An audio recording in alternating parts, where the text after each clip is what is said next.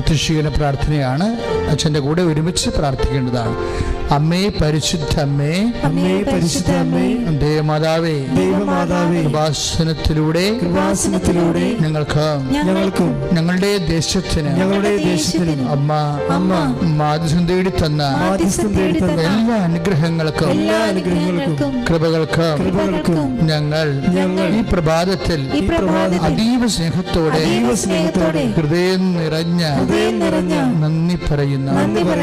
അമ്മേ പരിശുദ്ധ അമ്മേ, ദേവമാതാവേ, 2004 ഡിസംബർ 7-ാം തീയതി കഴിഞ്ഞ് 2:30 പ്രഭാഷണത്തിൽ സംഭവിച്ച അമ്മയുടെ പ്രത്യക്ഷപ്പെടലിനെ കുറിച്ച് സഭയ്ക്ക് സമർപ്പിച്ചിരിക്കുന്ന പഠനരേഖകളുടെ വസ്തുനിഷ്ഠവും ദൈവശാസ്ത്ര